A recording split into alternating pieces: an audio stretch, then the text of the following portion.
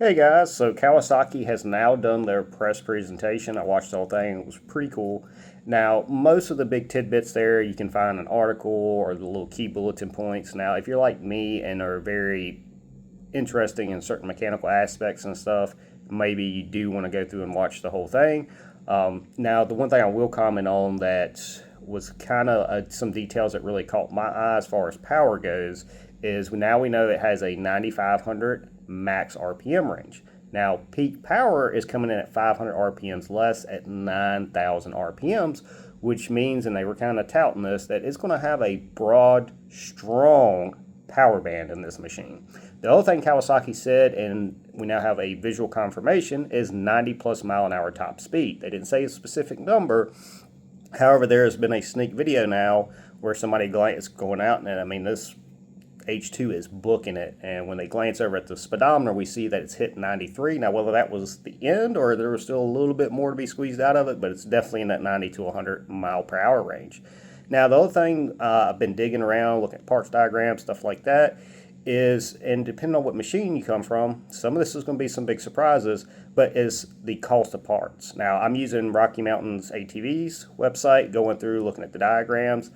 There's a good one, and then some of these, depending on what machine you're coming from, might be a knee shocker if you're debating buying an H2. Some of these parts do jump up in price quite a bit, and let's go over it. Now, this first one, I'm going to do a comparison. It's the only comparison I'm going to do, but from a KRX, and this is something, if you have a KRX, you might have found this out, or a lot of these you don't realize until you see it on a Facebook post or something like that, and you're like, this part cost how much? Well, that one for me is the starter, MSRP of $966.10. Their price $907. So KRX factory starter is very expensive. You happen to have one of those go bad. And sorry if it maybe comes through just the light. I'm just videoing directly off the computer monitor here. As quick as the easiest way to get this information out. But the starter, and we're using the 5-seater deluxe for all these parts here. But the starter comes in. This is the one that I think is a reasonable surprise coming from the KRX, but that's a reasonable price. $310 MSRP or $258 at Rocky Mount currently. And from here, we're going to start getting more expensive. Now, some of these parts may not be common to be replaced, but if you're a mud guy or you're riding rough in the woods and the stick happens to catch something, or if you go in deep water, stuff like that, which is a very expensive machine to be doing that type of thing with. But the intercooler, that's the first one we're going to have come up, $753 or $661 from Rocky Mount. Next up, and semi-common replaced on the KRX, is the fuel pump. MSRP of $817. And unfortunately, this is the last part before we break that $1,000 barrier. Now that we broke the $1,000 barrier, that manifold is their price of $1,178, which we don't know what the actual MSRP is on it, but that's going to be an expensive exhaust component if needed. This is another one that we have seen some replacements and upgrades over the years with the KRX. Now, hopefully this one isn't going to be an issue for the H2s, but the aftermarket guys are already getting the stuff and starting to work on that in anticipation of either making it better or if there has issues with it. Either way, but yep, well over $1,000 for that clutch.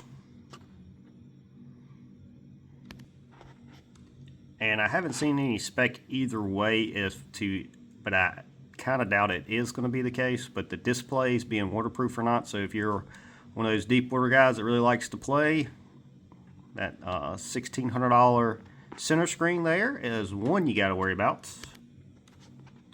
Then the second display is their price of $1,893.35. Not sure about the MSRP, but again, you're $3,some hundred in just two displays if they are both not waterproof and you get them wet.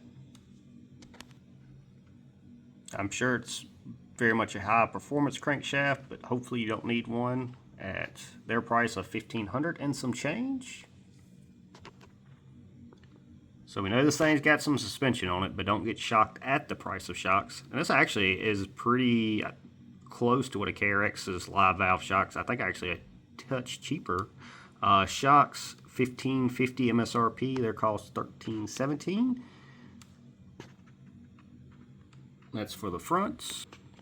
And the rear shocks MSRP come in at $17.58 or $14.94 their cost. So total MSRP on the 4 shocks of the H2 is $6,617.62. That is wild for 4 shocks. Front drive shaft is coming in at $17.87 or $15.19 their cost. So hopefully that's a pretty tough differential. I expect it to be. And if you need the crankcase, that has their price, not sure, MSRP of $18.01. So if something does go in that motor, this is getting to be a very expensive equation pretty quickly. And the last component I'm going to show under $2,000, which MSRP might be higher than that, but their price for the actuator for the EPS is $1,968.88. First one that may surprise you in the $2,000+ category. Again, don't know the MSRP, but that throttle assembly coming in at $2,164. Last engine component I'm going to show is the cylinder head. That's coming in at $2,208 their cost. So again, if something happens in this engine, not a big surprise with how much horsepower it makes, but there's definitely some expensive components going on. And does anybody care to guess what the most expensive component that may be replaced? Drop it in the comments. That is correct. The Supercharger, if you guessed it. Now, I don't know what to really think about the pricing on it. This is the Supercharger itself does seem to, and they went into some of the RPMs and aspects and designs, so, but it is definitely on the rather expensive side, breaking $4,088. So, sound off and comment what surprised you or didn't surprise you. And if you enjoyed this information, please like, share, and subscribe. And until the next adventure, hope you have a good one.